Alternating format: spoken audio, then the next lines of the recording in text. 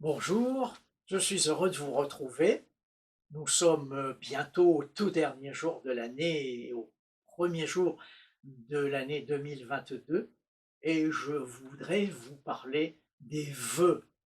Vous savez comme moi qu'à l'occasion de chaque nouvelle année, s'est développée un petit peu partout dans le monde l'habitude d'échanger des vœux, soit des vœux individuels pour la famille, pour l'entourage relationnel, les collègues de travail ou bien à l'église.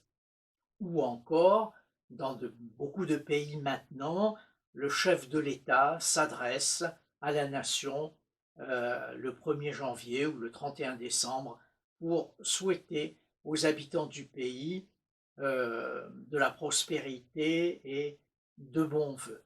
Mais lorsqu'on réfléchit, lorsqu'on les écoute, ces vœux sont stéréotypés, des formules préétablies, bonne santé, ayez beaucoup d'argent. Il n'y a pas vraiment de contenu dense, c'est une coutume culturelle. Et lorsqu'on prend des engagements, parce que c'est la période de vœux, ce sont souvent des engagements sans lendemain. Je voudrais qu'on regarde brièvement dans l'Écriture comment les vœux se présentent. Dans le Premier Testament, le terme de vœu signifie une intention, être consacré, dévoué. Et je vais prendre deux exemples. Le premier, il s'agit d'une femme, elle est parvenue à un découragement extrême. Il s'agit d'Anne, elle est rongée par l'amertume et elle décide de prier. Et il nous est dit, elle fit un vœu en disant, si tu donnes à ta servante un enfant mâle, je le consacrerai à l'Éternel tous les jours de sa vie. Autrement exprimé, Anne offre à Dieu le cadeau qu'elle lui réclame. Elle s'engage à vouer à Dieu son futur fils qui sera, ou qui a été plutôt Samuel.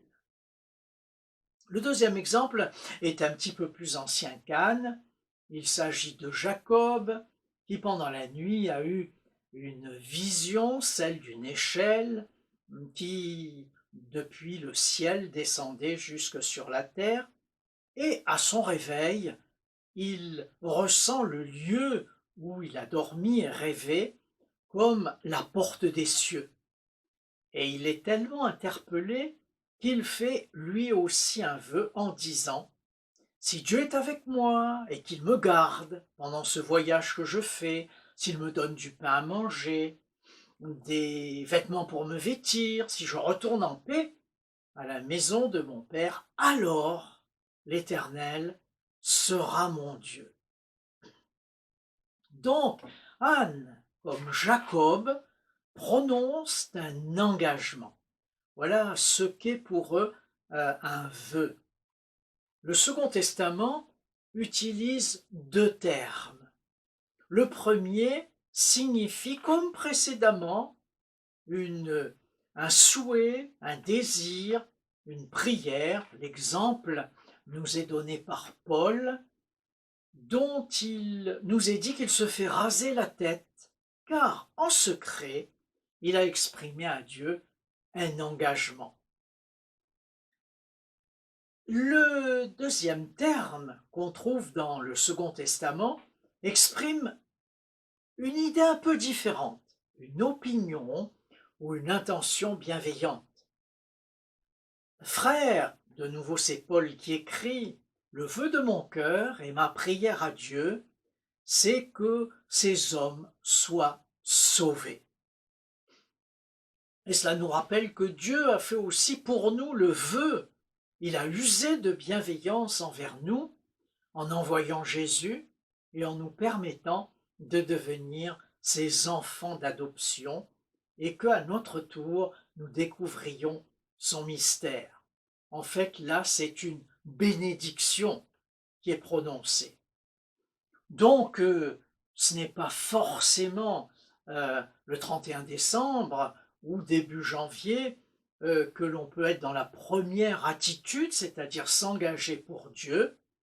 Par contre, il est vrai que les intentions sont plus centrées sur cette période de fin d'année, mais après tout, tout au long de l'année, on peut avoir de bienveillantes intentions et prononcer des vœux de bénédiction sur des gens que nous rencontrons ou qui nous entourent.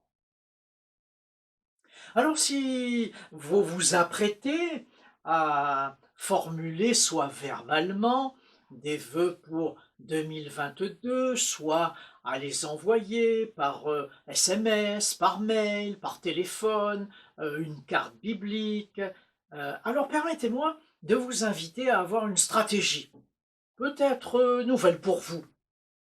Demandez au Saint-Esprit que vos paroles soient inspirées pour bénir. Des paroles d'amour, des paroles de sagesse, des paroles de connaissance, voire même des paroles prophétiques. Que vos souhaits contiennent la vie divine en eux. Peu importe la longueur, un bon souhait, un souhait bienveillant, un souhait de bénédiction n'est pas forcément un souhait très long. Quelques mots suffisent. Et que dans ces vœux que vous allez prononcer, il y ait de la puissance véhiculée et de la puissance qui soit marquante. Mieux ne rien faire que de multiplier des banalités vides, par convention sociale, céder au monde. Euh, voilà, réfléchissez à cet aspect, peut-être même n'êtes-vous pas d'accord avec mon dernier propos. Si je stoppais là, aujourd'hui peut-être seriez-vous un petit peu déçus. Alors j'ai réfléchi pour vous, amis croyants, j'ai réfléchi quel vœu serait bienvenu pour vous. Et c'est vrai que j'ai demandé de recevoir une inspiration venant d'en haut. Alors mon premier vœu, puissiez-vous en 2022 avoir une ouïe spirituelle particulièrement fine pour écouter dans le secret la voix de Dieu vous parler. Mon deuxième vœu sera que vous ayez des yeux perçants pour voir dans l'invisible, pour voir loin dans l'invisible ce qui se passe, ce qui arrive, et être ainsi prévenu.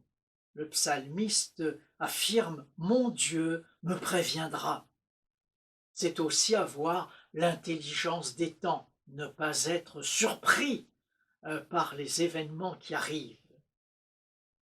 Le troisième vœu sera que vous découvriez ou que vous ayez une très grande souplesse entre les mains du Saint-Esprit.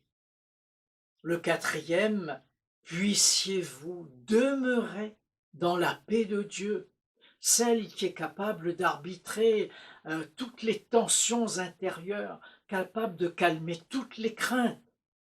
Et vous savez comme moi que le monde va en générer beaucoup pendant cette année 2022.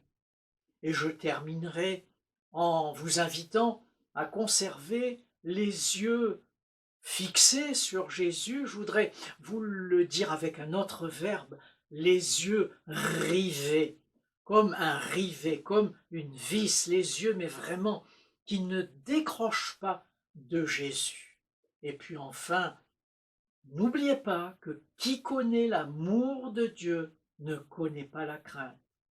Merci de m'avoir écouté. Réfléchissez à la manière dont vous allez proposer ces vœux et je vous souhaite pour cette toute fin d'année et ce démarrage de l'année une puissante bénédiction de Dieu à vos côtés.